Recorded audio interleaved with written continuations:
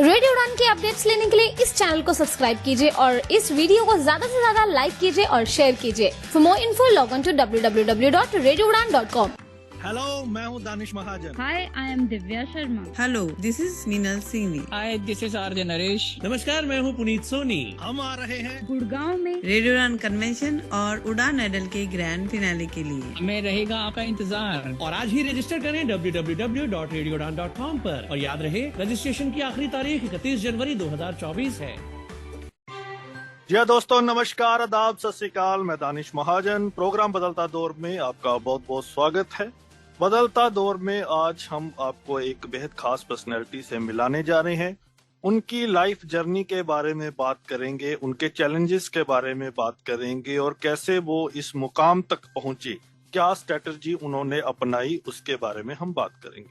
आज के जो गेस्ट है पर्सनली मेरे बहुत प्यारे दोस्त भी हैं, बड़े भाई भी हैं और इत्तेफाक की बात है कि हम दोनों बिगनिंग में पंजाब मंडी बोर्ड में कार्यरत हुए थे और आज वो डीडीए में डिप्टी डायरेक्टर काम कर रहे हैं। तो काफी इंटरेस्टिंग लाइफ है इनकी। बहुत सारी चीजें आज के शो से हमें सीखने को मिलेंगी और कैसे जब आप लेट ब्लाइंड होते हो तो उसमें अपने आप को कैसे रिकवर करना है और कैसे इतनी बड़ी पोस्ट तक पहुंचना है, वो जो जर्नी है आज हम डिस्कस करेंगे।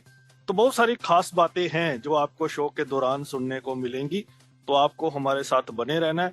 आज हमारे जो खास मेहमान हैं दीपक सिंगला जी हैं, जो डीडीए में बतौर डिप्टी डायरेक्टर अपनी सेवाएं दे रहे हैं। बहुत बहुत स्वागत दीपक भाई आपका रेडियो उड़ान पर। धन्यवाद दानिश और रेडियो उड़ान टीम का specially thanks for inviting me. सबसे पहले हमारे लिसनर्स को थोड़ा अपने बारे में बताइए और अपनी डिसेबिलिटी के बारे में बताइए। मैंने अपना जीवन एक गांव से शुरू करा था, क्योंकि हम गांव से ही बेसिकली बिलोंग करते हैं। पंजाब में एक डिस्ट्रिक्ट है संगरूर, उसमें गांव पड़ता है अमरगढ़। तो मैं 10वीं तक वहीं पढ़ा।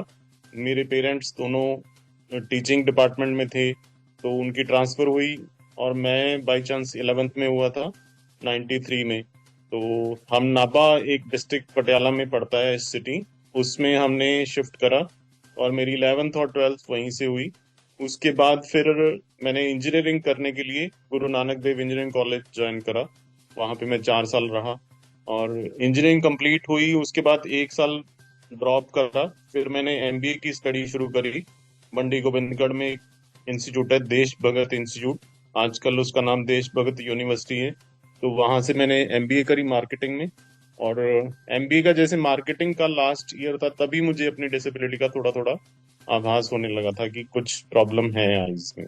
तो एमबीए जब आप कर रहे थे और आपको आरपी के बारे में पता लगना शुरू हुआ, कितना बड़ा सेटबैक था ये आपके लिए? क्योंकि 2004 के आसपास ना तो अवेयरनेस थी, ना पंजाब में बहुत कुछ हो रहा था डिसेबिलिटी सेक्टर में, और एमबीए लेने से तो हर कोई डरता ही था उस टाइम पे। रेयरली कोई एमबीए को ऑप्ट करता था। तो आप साइटेड थे जब एमबीए कर रहे थे, लेकिन फिर भी आपने जब आपको प्रॉब्लम हुई उसके बाद आपने कंप्लीट किया एमबीए। तो ये कितना बड़ा शौक था और कैसे डील किया आप? ये तो अपने आप में बहुत बड़ा चैलेंज था दानिश। जैसे एमबीए फाइनल ईयर के मेरे एग्जाम थे, मुझे याद है हमारा बेसमेंट में उन्होंने एग्जाम हमारे रखे थे। और आरपी के जो भी पेशेंट्स हैं या जो जानकर उनको पता है कि अंधेरे में थोड़ी दिक्कत आनी शुरू हो जाती है। तो मेरे फाइनल एग्जाम्स थे, तो मेरे को बेसमेंट में उन्होंने बोला कि आपके एग्जाम्स फाइनल यहीं होंगे। और मैं जब एग्जाम देने के लिए बैठा तो मुझे कुछ शीट पे दिख नहीं रहा था, क्वेश्चन पेपर दिख नहीं रहा था। तो मैंने अपने एग्जामिनर को बोला कि ऐसे करके मुझे दिक्कत हो रही है, प्लीज आप मुझे अलाउ करें कि हम जो ग्राउंड फ्लोर है या फर्स्ट फ्लोर है उस पे मेरा एग्जाम लिया जाए। तो उन्होंने कहा ऐसे पॉसिबल नहीं है। फिर मैंने उनको इंसिस्ट करा कि अगर पॉसिबल नहीं है तो मैं तो एमबीए कंप्लीट नहीं कर पाऊंगा किसी भी हाल में, क्योंकि मुझे तो शीट पे कुछ दिख ही नहीं रहा, मैं लिख नहीं पा रहा कुछ भी। तो एनीवेज उन्होंने मेरी रिक्वेस्ट मानी और हमारा पूरा जो सेंटर था वो ग्राउंड फ्लोर पे शिफ्ट कर दिया गया ड्यूरिंग माई एग्जाम। जब तक मेरे एग्जाम से तब तक वो, क्योंकि गर्मी के दिन थे उन दिनों में, बहुत गर्मी थी। फिर with the grace of God मेरी एमबीए कंप्लीट हुई। उसके बाद तो लेकिन फिर एकदम ये सेटबैक लगा कि बीटेक करी, एमबीए करी और उसके बाद you are going to be visually impaired. क्योंकि 2005 स्टार्टिंग में मैं पूरी तरह जान गया था कि हाँ मेरे को ये प्रॉब्लम है। तो जब आपको पता चला इस प्रॉब्लम का और आपकी एमबीए भी कंप्लीट हो गई, अब आपको आगे बढ़ना था, एम्प्लॉयमेंट की ओर जाना था, तो उस समय फैमिली की क्या कंडीशन थी और उस टाइम पे माइंड में चल क्या रहा था? तो कैसे आपने फिर पता किया कि भाई हम पढ़ सकते हैं, या हमारे लिए क्या अपॉर्चुनिटी है, वो दरवाजे कैसे खुले? वो पीरियड बहुत मुश्किल था 2005 में, जब मैं हैदराबाद में चेकअप करवाया था एलवी प्रसाद इंस्टीट्यूट से। वहां से मुझे उन्होंने बताया कि आपका जो है रेटिनाइटिस पिगमेंटोसा की वजह से आपका ग्रेजुअल डिक्रीज हो रहा है और one day you will be totally blind. तो वहां पे डॉक्टर खान थे, डॉक्टर तारा प्रसाद थे, उन्होंने सजेस्ट करा कि आप गवर्नमेंट जॉब के लिए ट्राई कीजिए, क्योंकि उसमें आपकी अच्छी अपॉर्चुनिटीज मिल सकती हैं। बट ये है कि जैसे आपने पहले भी जिक्र करा कि पंजाब में अवेयरनेस नहीं थी, हमें ही अवेयरनेस नहीं थी। हमें ये लगा कि ये समस्या तो सिर्फ हमारे साथ ही है। हमें लगा कि जिंदगी में अब कुछ नहीं हो सकता, घर पे ही बैठेंगे, ऐसे ही जिंदगी निकालेंगे। तो 2005 की बात है, मेरा छोटा भाई है, उसने वो ऑनलाइन कंटेंट का काम करता था, कंटेंट राइटिंग का। तो मैं उसके साथ एसोसिएट करके कंटेंट राइटिंग का काम शुरू कर लिया। और ये सिलसिला तकरीबन ये मानिए आप 2005 के बाद 2008 तक चलता रहा। और क्योंकि ये था कि पढ़ाई करी हुई थी, सारा दिन यही लगता रहता था कि यार जिंदगी कैसे निकलेगी। अब 4 साल घर में रह के आप ना तो आपका कोई सिस्टम रहता है, ना डिसिप्लिन रहता है, और डिप्रेशन में आपकी हालत और खराब होती है, फैमिली की हालत खराब हो रही है। तो 2008 में ऐसे ही सर्च करा इंटरनेट पे, पता चला कि क्या क्या हो सकता है। तो मुझे पता चला national institute for the visually handicapped Dehradun के बारे में। जो अभी मैंने वहां पे NIEPVD है। अभी, हाँ, उसका नाम चेंज हो गया, NIEPVD हो गया शायद, national institute for the empowerment of persons with visual disability. जी। तो वहां पे डायरेक्टर मैम थी, अनुराधा मैम। मैंने फोन करा, उनसे बात करी, उन्होंने कहा Deepak come to Dehradun and join this institute. तो 2008 नवंबर में मैंने वहां पे इंटरव्यू दिया, मेरा सिलेक्शन हो गया। कंप्यूटर प्रोग्राम वहां पे कराते थे 1 साल के लिए। जी। तो वहां पे उन्होंने मेरे को एनरोल करा, और वहां से फिर वो एक लाइफ का टर्निंग पॉइंट था। राइट। तो 2005 से 8 did you accept your disability? क्योंकि पंजाब में एक टाइबू है कि हमारे बच्चों की शादी कैसे होगी बाद में, और आपके घर में आपके भाई भी थे, उनको भी ये प्रॉब्लम थी, 2 लोग हो गए थे। तो फैमिली की ओर से आपको क्या आता था? और कंटेंट राइटिंग का आपने शुरू किया, तो ये जो सर्च वगैरह किया, तो आपने जोज वगैरह खुद सीख लिया था, या कैसे आपको थोड़ा थोड़ा विजन था? कैसे आपने सर्च की गूगल वगैरह पे? वो टाइम ऐसा था दानिश, क्योंकि जो आरपी है इसमें ग्रेजुअल डिक्रीज होता है, आप स्लोली स्लोली आपकी विजन लॉस होता जाता है। जैसे 2005 में मुझे पता चला कि I am suffering from retinitis pigmentosa. तो कंप्यूटर्स तो आप पता है, क्योंकि बीटेक करी, एमबीए करी, कंप्यूटर्स तो ऑपरेट कर पाते थे। बट फिर जैसे जैसे विजन लॉस होता गया, तो इसमें एक फीचर आती है, ब्लैक बैकग्राउंड करके आती है कंप्यूटर सिस्टम्स में। तो वो मैं जब ब्लैक बैकग्राउंड करके उसको चला के देखा, तब मैं उसको काम कर पाता था। मुश्किल बहुत होता था, बट ये है कि उसके आगे जो कैरेक्टर्स होते थे या वर्ड्स जो लिखे हैं, अल्फाबेट्स लिखे हैं, वो सारे व्हाइट कलर के होते थे। तो वो मैं उनको टैकल कर लेता था किसी तरह से। तो व्हेन डिड यू तो accept your 2008 disability? Not at all. Disability तो 2008 तक मेरे को एक्सेप्टेंस हुई नहीं थी, जब तक मैं NIVH नहीं गया था। इवन NIVH ज्वाइन करने के बाद भी मुझे यही लगता था कि यार मैं कैसे रहूंगा यहाँ पे। बट वो जो 1 साल था मेरा, वहां पे कंप्यूटर ट्रेनिंग हुई, वहां बेसिक स्किल्स सीखी, ट्रेल की बेसिक लर्निंग हुई, डेली लिविंग स्किल्स थी, मोबिलिटी की ट्रेनिंग मेरे को वहां मिली। तो वहां पे मुझे काफी एक्सपोजर मिला। और मैं तो यही मानता हूँ कि अगर मैं NIVH ना ज्वाइन करता, तो आज मैं जो हूँ वो ना बन पाता कभी भी। बिल्कुल, वहाँ आप एक फ्रेंडली इन्वायरमेंट में थे, और हमारे जैसे लोग होते हैं, उनसे बातचीत होती है, तो एक नई नई चीजों का भी पता चलता है, एक नई हमारी जिंदगी शुरू होती है। मेरा ऐसे ही सेम VRTC में शुरू हुआ था, आपका NIVH में हुआ। तो डिप्रेशन में आपने कहा कि आप चले गए थे कुछ टाइम के लिए, तो how did you cope up? और फैमिली के बारे में मैं बार बार आपसे पूछ रहा हूँ, उनका क्या उस टाइम पे जो साइकोलॉजी थी, आप लोगों को कैसे सपोर्ट किया जा रहा था? फैमिली की तरफ से ऐसा है कि मेरे पेरेंट्स दोनों लेक्चरर थे उस टाइम पे इंग्लिश में, तो हमें उस तरह से ऐसे कोई फाइनेंशियल बहुत ज्यादा दिक्कत नहीं थी। फैमिली की हमेशा सपोर्ट रही है, मुझे आज भी बहुत सपोर्ट रहती है फैमिली की तरफ से। हाँ, बस ये है कि जैसे उस टाइम में तकरीबन ये था 2005 में मेरी एज 26 ईयर्स की थी, तो 26 ईयर्स ऐसी एज होती है कि आपकी बीटेक कंप्लीट होगी, एमबीए कंप्लीट होगी, और शादी का आपके सामने क्वेश्चन होता है कि शादी कैसे करी जाए। तो फैमिली के सामने भी वही सेम क्वेश्चन है कि ऐसी शादी करें, बच्चे को नौकरी नहीं है, फाइनेंशियल इंडिपेंडेंस नहीं है। उन चीजों को लेके अंदर ही अंदर हम घुटते रहते थे। मतलब वो 4 साल मेरी फैमिली के बहुत ही मुश्किल निकले हैं। चाहे हम ऑनलाइन कंटेंट राइटिंग करके हम अपनी फाइनेंशियल इंडिपेंडेंस हमने बना ली थी, बट फिर भी जो एक सोसाइटी के लिए होता ना, क्योंकि घर से बाहर ही नहीं निकलते थे, किसी से मिलते नहीं थे, किसी से आना जाना नहीं, कोई फंक्शन पे नहीं जाना, कोई हमारे पास नहीं आता था। मतलब वो 4 साल तो बहुत टफ। तो जैसे आपने कहा कि neither you accepted your disability और नॉर वो जो सोसाइटल स्टिग्मा था वो था कि यार बाहर जाएंगे लोग क्या बोलेंगे, हाँ कैसे होगा, तो वो सारी चीजें थी उस टाइम पे। तो जी। आपकी लाइफ का टर्निंग पॉइंट रहा NIVH। तो जब आपने ट्रेनिंग कर ली उसके बाद क्या आप एक बहुत बड़ी जॉब पे हो अभी, तो एम्बिशियस थे जब मैं आपसे मिला, तो आप you always wanted to do something. तो फिर माइंड में क्या था जब आपने अपॉर्चुनिटीज के बारे में पता चला? एक तो हमें बताया कि उस टाइम पे जॉब को लेके आपके माइंड में क्या चल रहा था, और दूसरा मैं जानना चाहता हूँ अपने लिसनर्स के लिए कि एक लेट ब्लाइंड जब कोई हो जाता है तो उसके बाद किस तरह की अप्रोच रखनी चाहिए? जैसे आपने दो बातें पूछी, एक तो जॉब के लिए, एक approach after getting disability during your age.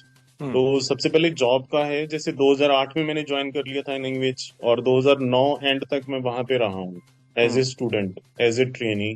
तो वो जो 1 साल था वहां पे मेरे को एक्सपोजर मिला, मुझे एक्सेप्टेंस, जो सब मतलब बहुत छोटा वर्ड है एक्सेप्टेंस, लेकिन इसकी मीनिंग बहुत ज्यादा है। जो लेट ब्लाइंड का आपने क्वेश्चन पूछा, अगर एक्सेप्ट कर लिया आपने, then there is no limit, you can do anything.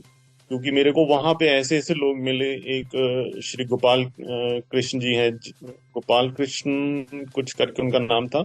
He was IAS officer, he was totally Tiwari blind. जी, गोपाल कृष्ण तिवारी जो MP में थे। हाँ, गोपाल कृष्ण तिवारी जी। तो वो वहीं के पास आउट थे NIVH में। उन्होंने भी 1 साल की ट्रेनिंग करी, उसके बाद उन्होंने IAS का एग्जाम क्लियर करा। तो वहां से एक मोटिवेशन बहुत मिलती रहती थी। तो वहां रह के मैंने बहुत नौकरियों के लिए अप्लाई करा। जैसे क्योंकि मेरी क्वालिफिकेशन तो थी पहले बीटेक और MBA थी, बस ये है कि डिसेबिलिटी के साथ उसको एक्सेप्ट करना था। मैंने काफी एग्जाम्स दिए, बट कोई सक्सेस नहीं मिली मुझे। फिर 2010 में आके गवर्नमेंट ऑफ पंजाब ने वैकेंसीज निकाली थी, जिसका आपने शुरू में जिक्र करा, जिसमें हम दोनों ने इकट्ठे ज्वाइन करा था पंजाब मंडी बोर्ड में जी। तो वहां पे भी मैंने बहुत फॉर्म्स भरे थे। पंजाब मंडी बोर्ड में मेरी सिलेक्शन हो गई, तो मैंने ज्वाइन कर लिया। फाइनेंशियल इंडिपेंडेंस हो गई, बहुत सिक्योरिटी हो गई थी कि ये लगा कि हाँ यार, जिंदगी अब शुरू हो रही है दोबारा से। But you are very ambitious, you are not satisfied with the job you have got in Mandi board. Yes. उसके बाद फिर आप डिस्ट्रिक्ट मैनेजर लग गए वेयर हाउस में। तो डिस्ट्रिक्ट मैनेजर भी एक बहुत बड़ी पोस्ट है, और पंजाब में आप पहले ब्लाइंड बने थे जो वेयर हाउस में डिस्ट्रिक्ट मैनेजर की पोस्ट तक पहुंचे थे। तो वहां से फिर DDA में जाने का सफर कैसे शुरू हुआ? क्यों आपने पंजाब को छोड़ा और दिल्ली की ओर मूव किया? एक्चुअली इसमें ये है कि जो एम्बिशियस की आपने बात करी, मैं आज भी उतना ही एम्बिशियस हूँ। अगर मुझे आज भी कोई बहुत अच्छी अपॉर्चुनिटी मेरी एजुकेशन क्वालिफिकेशन और एक्सपीरियंस के बेस पे मिलेंगी, then I will definitely try. और मैं हमेशा अपने जो भी मेरे जानने वाले हैं उनको भी इनकरेज करता रहता हूँ इस बात के लिए, चाहे वो साइटेड है चाहे ब्लाइंड है, कि आप हमेशा हायर पोस्ट के लिए अप्लाई करिए, और हायर पोस्ट के पर ही आपको काम करना है। तो जैसे आपने बताया, मंडी बोर्ड में रहते हुए मैंने बहुत नौकरियों के लिए अप्लाई करा। तकरीबन 9 महीने में मंडी बोर्ड में काम करा। उसके बाद मेरे को ये Punjab state warehousing corporation में सिलेक्शन हो गया एज डिस्ट्रिक्ट मैनेजर। तो वहां पे मैंने तकरीबन 6 साल काम करा। और फिर ये हुआ कि आप सेटल हो गए, आप लाइफ में एक और मोड़ होता है कि आपको शादी करनी है। तो ये दिल्ली जो आना हुआ वो मेरा शादी का रीजन था, कि मेरे को जिस लड़की से शादी करनी थी, शी वॉज फ्रॉम दिल्ली। तो मेरे को एक अपॉर्चुनिटी मिली, दिल्ली डेवलपमेंट अथॉरिटी में नौकरी निकली थी असिस्टेंट डायरेक्टर की। मैंने वो अप्लाई करा, रिटन एग्जाम दिया, इंटरव्यू दिया, and with the grace of God मुझे वो नौकरी मिल गई। और 2017 में मेरे को वो नौकरी मिली थी, फरवरी 2017 में, और अप्रैल 2017 में फिर हमने शादी कर ली थी। क्या आपकी लव मैरिज थी? हाँ, कह सकते हैं लव मैरिज। अच्छा, यहाँ मैं एक चीज और समझना चाहता हूँ, ये क्रूशियल पॉइंट है और ये बड़ा इंटरेस्टिंग है आपकी लाइफ को लेके। अच्छा, मेरा जो परसेप्शन था आपको लेके जब मिले थे, तो याद है मैं आपको बोलता होता था शादी के लिए, तो you were rejecting the proposal, you क्या देखते हैं बताना जो भी है। तो ये बताइए कि जब एक कोई लेट ब्लाइंड होता है, और आज ये प्रॉब्लम बहुत बड़ी है सोसाइटी में, matrimony for the disabled is the biggest problem, जो मेरे 10 साल का ये काम है उसमें मैंने ऑब्जर्व किया है। और उसमें जो खास तौर पे जो लेट ब्लाइंड होते हैं उनका एक इशू रहता है कि वो ब्लाइंड से शादी नहीं करना चाहते। तो आपने ये बोल्ड स्टेप लिया, आप पंजाब से मूव किए शादी के लिए, आपने बताया एक टोटली डिफरेंट एटमॉस्फेयर था आपके लिए, नया माहौल था, और आप विजुअली इम्पेयर्ड के साथ ही गए शादी को लेके भी। तो ये क्या माइंडसेट था, क्योंकि ये बहुत कम लोगों में देखने को मिलता है। इसके पीछे एक्चुअली एक्सपीरियंस मैटर करता है, क्योंकि जैसे मैं जब एनआईवीएच में रहा तो मैंने वहां देखा कि डिसेबिलिटी के फील्ड में क्या क्या हो सकता है, कैसे हो सकता है। वहां पे हमारे टीचर्स थे, उनमें कई कपल्स हमने देखे कि ब्लाइंड कपल्स हैं and they are living their life with full dignity. तो चंडीगढ़ में भी मैंने आया जब यही देखा कि जो डिसेबिलिटी, अगर मेरे को डिसेबिलिटी है और मेरा जो पार्टनर है वो फुल्ली एबल्ड होगा, तो हो सकता है मुझे वो उतना ना समझ पाए। और जो अंडरस्टैंडिंग हमें लगा कि अंडरस्टैंडिंग जो है ना वो सेम लेवल पे ही सही रहती है। तो जो हमारा शादी का प्रपोजल था, एक्चुअली जैसे आपने पूछा लव मैरिज थी। हमें हमारे नोन है, कॉमन हमारे सर हैं, टीचर हैं, उनको ब्लाइंड फील्ड में बहुत अच्छी तरह लोग जानते हैं। मिस्टर जगदीश चंद्र हैं, वो जी। प्रोफेसर हैं दिल्ली यूनिवर्सिटी में, हिंदू कॉलेज में। उन्होंने हमें एक दूसरे के लिए रेफर किया था कि अगर आपका सूटेबिलिटी बनता है या अंडरस्टैंडिंग बनती है then you can go for the marriage. और हम आज भी उनका बहुत थैंकफुल हैं इस चीज के लिए कि उन्होंने हमें दोनों को मिलाया। Are you satisfied? या कंप्लीटली। आपने अपनी लाइफ में सबसे बड़ा डिस्क्रिमिनेशन क्या झेला? Did you face any sort of discrimination during your studies, after being blind, और इन एम्प्लॉयमेंट? डिस्क्रिमिनेशन तो बहुत जगह पे हुआ है, बहुत जगह पे होता था। जैसे कई बार क्या होता था, ये जैसे मैं जब डिस्ट्रिक्ट मैनेजर लगा हूँ उस एग्जाम के लिए भी मेरे को बहुत फाइट करना पड़ता था। आपने भी ये चीज बहुत एक्सपीरियंस करी होगी कि आपको एग्जाम देने के लिए भी फाइट करना पड़ता है, अपना राइटर के क्वालिफिकेशन को लेके या राइटर को लेके जाने के लिए, या वो राइटर गवर्नमेंट देगी, इन चीजों को लेके बहुत फाइट करना पड़ता है। तो वो भी मैं तो मानता हूँ कि एक डिस्क्रिमिनेशन ही है कि even after having so many rules, so many orders, so many circulars of government, फिर भी हमें हर चीज के लिए फाइट करना पड़ता है। और इसके अलावा मेरी 2 जगह पे सिलेक्शन और हुई थी, भारत पेट्रोलियम कॉर्पोरेशन में और सेंट्रल वेयर हाउसिंग कॉर्पोरेशन में। वहां पे मेरा रिटर्न क्लियर हो गया था, बट इंटरव्यू में उन्होंने स्पेशली रखा नहीं, हमें क्लियर नहीं करे इंटरव्यू। और दोनों जगह पे मैंने बहुत फाइट करा, even chief commissioner for person with disabilities के पास भी मैंने फाइट करा, CIC जो है सेंट्रल इंफॉर्मेशन कमीशन, वहां भी फाइट करा। उन्होंने भी जो ऑर्डर्स में भी लिखा गया बकायदा कि हाँ जी आप रिलैक्स करके कुछ स्टैंडर्ड्स इन जो मेरी कैंडिडेचर है उसको आप अलाउ कर सकते हो, बट उन्होंने नहीं करा, दोनों ऑर्गेनाइजेशंस ने नहीं करा। तो स्ट्रगल वो बढ़ता बहुत गया, बड़ा लेकिन setback था उस आप टाइम पे। फाइट करते गए, मतलब आप। हाँ, मैंने फाइट कभी छोड़ी नहीं, हमेशा मैं एंड तक फाइट करता रहा हूँ। अच्छा, आपकी शादी को लेकर प्रोटेस्ट था फैमिली की ओर से कि दोनों विजुअली इम्पेयर्ड बहुत कर रहे हैं? ज्यादा था, बहुत ज्यादा था, तो बट पंजाब फिर में भी हम ये देखते कि हैं कैसे हाँ, आपने उनको समझाया, या कैसे? उसमें ये दानिश समझाने की बात जहां तक है ना, बीइंग पेरेंट वो लोग नहीं समझ पाते, तो हमने थोड़ा स्ट्रिक्ट डिसीजन लिया था, but at last moment they agreed. तो आपको इसके लिए भी फाइट करना पड़ेगा, जो आपकी तरह के सिमिलर केसेस शादी हैं तो तो। बहुत बड़ा इशू है, शादी बहुत बड़ा इशू है, स्पेशली जो लेट ब्लाइंड केस है उसमें तो बहुत ज्यादा बड़ा इशू है, क्योंकि वो एक्सेप्ट, हम ब्लाइंडनेस को, अपनी ब्लाइंडनेस को एक्सेप्ट कर लेते हैं, लेकिन अपने पार्टनर को लेके कि हाँ डिसेबल्ड पार्टनर हो, उसको एक्सेप्ट ना हम खुद कर पाते हैं स्टार्टिंग में, ना हमारी फैमिली कर पाती है। बट ये कि अब जैसे हमारी शादी को तकरीबन 7 साल हो गए, अब हमने भी फुली एक्सेप्टेड है हमारी तरफ से, और हमारी फैमिलीज दोनों तरफ से बहुत सेटिस्फाइड है वो भी, क्योंकि मेरी वाइफ है वो भी गवर्नमेंट टीचर है, लेक्चरर है दिल्ली गवर्नमेंट में, तो ऐसा कोई इशू नहीं है, शी इज वेल क्वालिफाइड। तो 20 साल बाद 2004 और अब 2024 क्या बदला है डिसेबिलिटी के पर्सपेक्टिव से? टेक्नोलॉजी की हेल्प से बहुत कुछ बदल गया 20 साल में, और अपॉर्चुनिटीज जो हैं वो डिसेबिलिटी फील्ड में काफी हैं। चाहे वो जॉब्स को ले लें, चाहे स्टडीज को ले लें, क्योंकि अवेयरनेस भी बढ़ती जा रही है। जो सोसाइटी में डिसेबल्ड लोग काम कर रहे हैं वो भी अपनी कार्यशैली से लगा लीजिए या परफॉर्मेंस दिखा के लोगों के माइंडसेट में थोड़ा बहुत चेंज ला पा रहे हैं। कौन सी ऐसी चीजें हैं जो नहीं बदली हैं? ऐसे तो अगर कहें कि जो जनरल एक होता है ना मेंटालिटी लोगों की, कि डिसेबल्ड पीपल जो है वो कुछ नहीं कर सकते, वो अभी भी है, एग्जिस्ट करती है। वो चीज बहुत तंग करती है कई बार। जैसे ऑफिस में भी अगर मैं बात करूं तो स्टार्टिंग में जैसे मैंने डीडीए ज्वाइन करा या वेयर हाउस कॉर्पोरेशन ज्वाइन करा, सबको यही लगता था कि ये लोग यार ग्रुप ए में आ रहे हैं या गजटेड पोस्ट पे आ रहे हैं, क्या करेंगे ये लोग, कुछ नहीं कर सकते। बट अभी ये है कि कुछ टाइम बाद उनका जैसे हमारी परफॉर्मेंस देखी, उनको लगता है, बट फिर भी वो they are not ready to accept. तो कुछ डीडीए लोग में ऐसे आप आपको मिलेंगे। जी जी तो डीडीए में आप अभी हाँ डिप्टी जी। डायरेक्टर हैं, तो ये बताएं कि वहाँ कैसे मैनेज करते हैं, क्या काम आपको दिया जा रहा है, क्या आपको उतना काम दिया जा रहा है जो एक आपके नॉन डिसेबल्ड काउंटर पार्ट को दिया जाता है? तो अभी वहाँ पे आपकी क्या जॉब रोल है, हमारे लिसनर्स को बताएं, और किस स्ट्रेटजी के थ्रू आप अपना काम वहाँ पे निभाते हैं, किस तरह की असिस्टिव एड्स आप यूज करते हैं, ये हमारे बहुत सारे लिसनर्स जानना चाहेंगे कि आप जब बड़ी पोस्ट पे आ जाते हैं तो उतना ही प्रेशर होता है, तो आप कैसे मैनेज करते हैं? आम का ये है कि जब मैं डिप्टी डायरेक्टर बना हूँ 2022 में, मेरी प्रमोशन हुई है अगस्त में, 1 अगस्त को, तो मेरे को पर्सनल डिपार्टमेंट यहाँ पे, उसमें एक पॉलिसी एंड कोऑर्डिनेशन ब्रांच है। जैसे पर्सनल का हम अगर कहीं, कई जगह पे उसको एस्टेब्लिशमेंट कहते हैं, कई जगह पे एचआर कहते हैं, तो हमारे यहाँ पे पर्सनल डिपार्टमेंट कहा जाता है।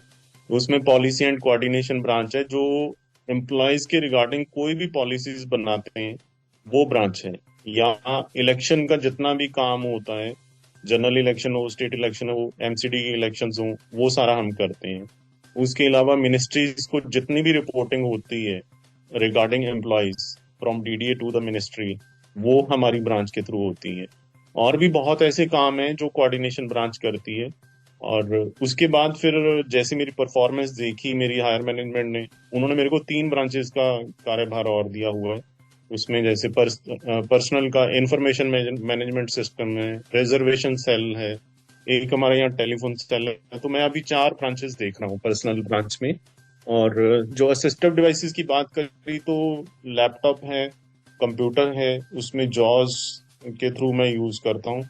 अब तो जैसे ऑफिस में ई ऑफिस यूज होता है, वो मैं खुद ऑपरेट कर पाता हूँ सारा। राइट। ये बताएं, कभी सोचा नहीं कि पंजाब में, हमने बिगनिंग में बात की कि अवेयरनेस कम है, काम करने की ज्यादा जरूरत है, और आपके पास एक्सपीरियंस भी था, एजुकेशन भी थी, तो कभी डिसेबिलिटी सेक्टर में काम करने का नहीं सोचा आपने? सोचा है, ये कह सकते हैं। कुछ उस तरह से ना तो मौका मिला, ना ही उस तरह से कोई लिंक्स बने।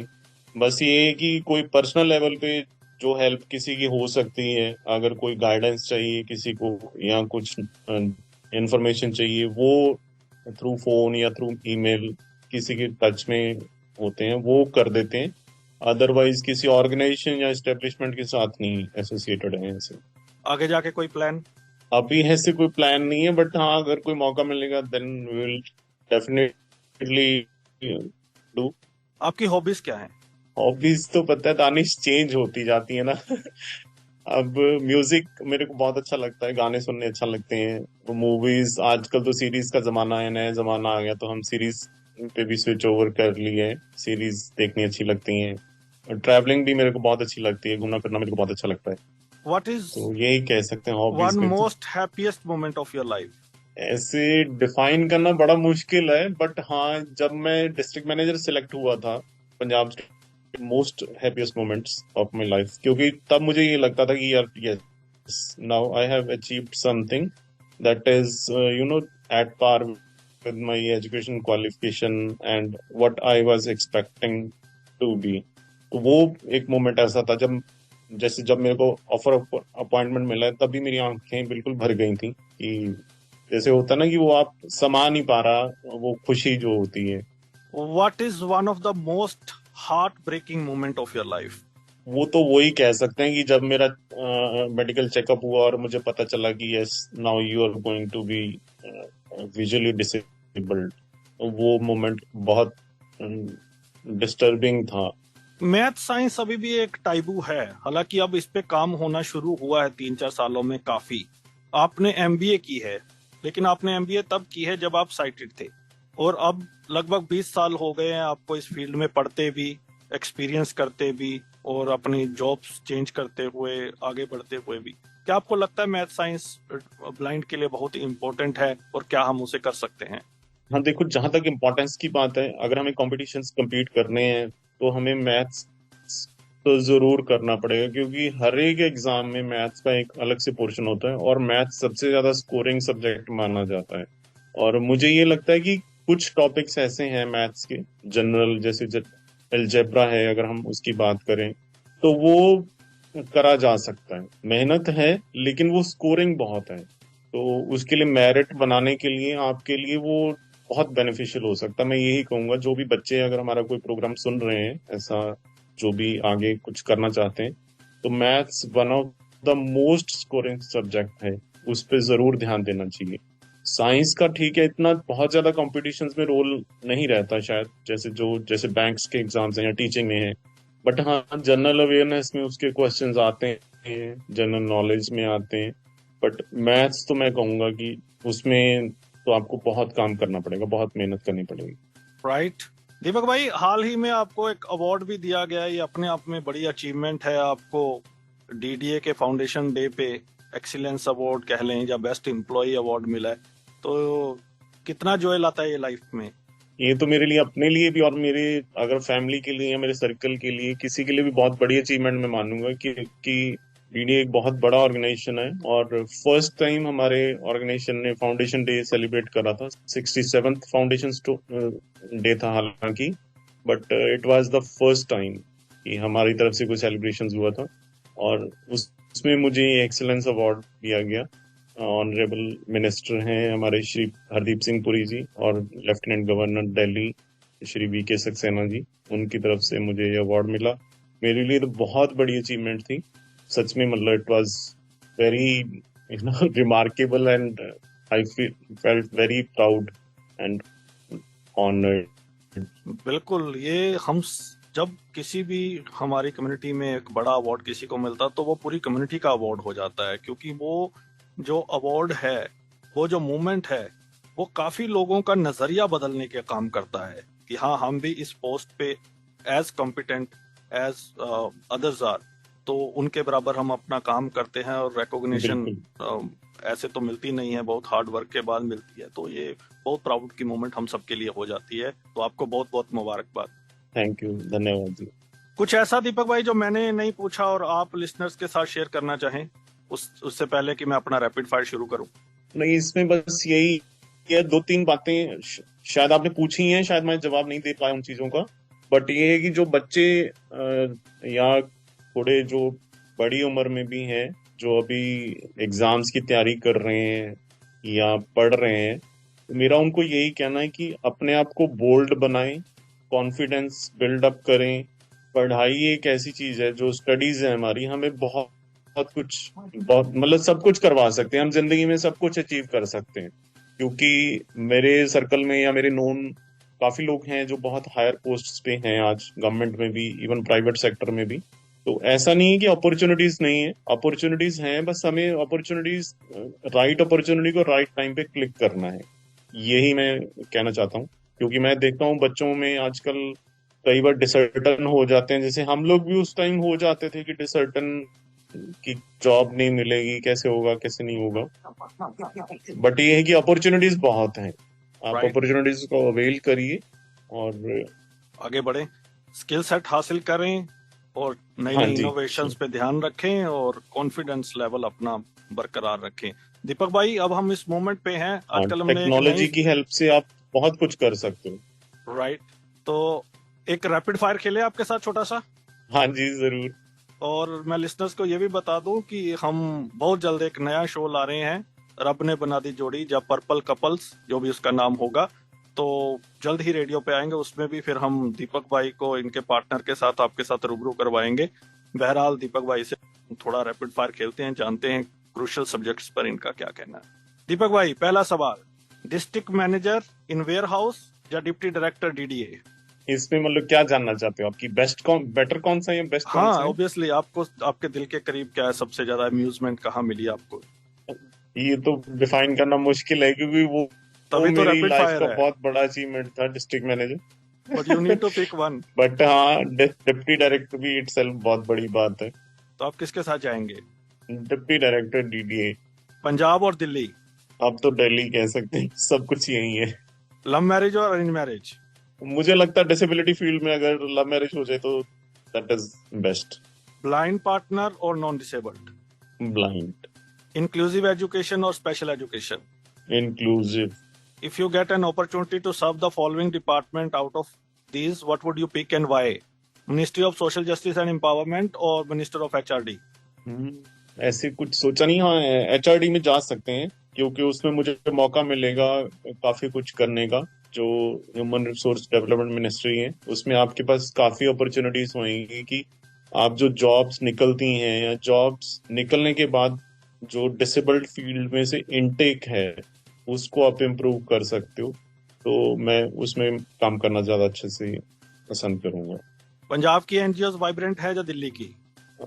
इसके बारे में मेरे को ज्यादा नहीं पता, बट हाँ ये है कि जैसे रेडियो उड़ान टीम बहुत अच्छा काम कर रही है, तो मुझे तो लगता है कि पंजाब में भी वाइब्रेंस उतना ही है। ओके, स्पोर्ट्स और वेब सीरीज? मेरी लाइकिंग, जी। आप web series. Amitabh Bachchan, Virat Kohli? Amitabh Bachchan. Thank you so much Deepak भाई, हमसे बात करने के लिए और ये सारी चीजें बताने के लिए। और उम्मीद है कि लिसनर्स को बहुत अच्छा एक प्रोस्पेक्टिव मिलेगा इस शो से। उनके फ्यूचर में आपकी बातें बहुत काम आएंगी। जाते जाते क्या मैसेज रहेगा आपका हमारे लिसनर्स के लिए? सबसे पहले तो मैं आपका और आपकी टीम का थैंक्स करता हूँ कि आपने मुझे अपने शो पे बुलाया और मेरे साथ बातें शेयर करी। और मैसेज मेरे को लिसनर्स जो हैं, मोस्टली लिसनर्स हमारे वही होंगे जो डिसेबल्ड फील्ड से हैं, उनको मेरा बार बार बस यही कहना है कि अपने आप को कैपेबल बनाएं और फाइनेंशियल इंडिपेंडेंस होना लाइफ में बहुत जरूरी है।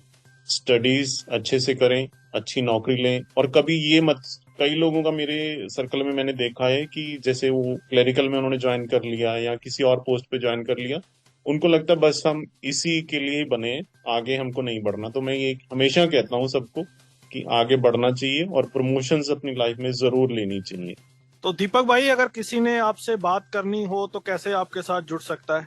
ये मेरा मोबाइल नंबर है, उस पे कॉल भी कर सकते हैं, व्हाट्सएप कर सकते हैं। नंबर है 8146424200। मैं रिपीट करता हूँ, 8146424200।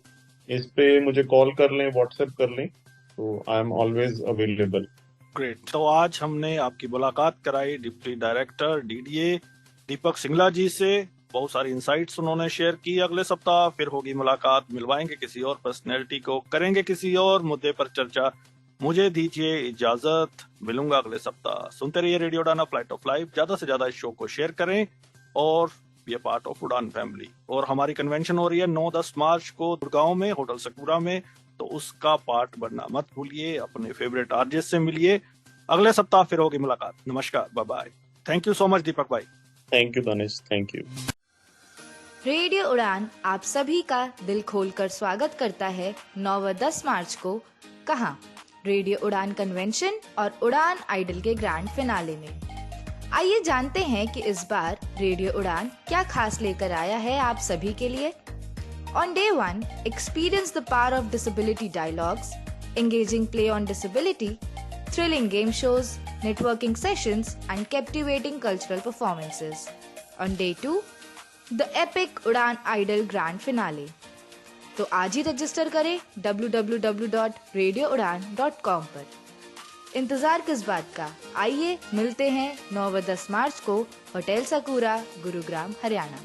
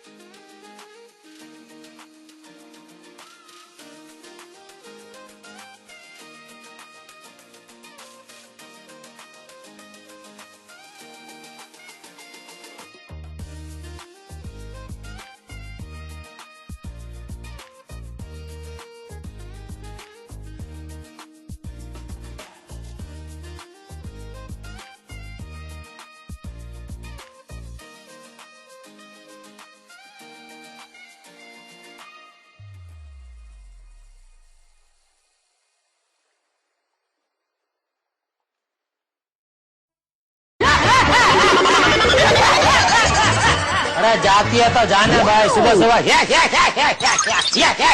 करके डरा मत। नमस्कार दोस्तों, मैं हूं दिलीप जोशी, तारक मेहता का उल्टा चश्मा का आपका प्यारा सा जेठालाल, और आप मुझे सुन रहे हैं रेडियो उड़ान, a flight of life. For more info, log on to www.radioudan.com. Subscribe our YouTube channel RADIO UDAAN. Stay tuned, keep listening Radio Udan.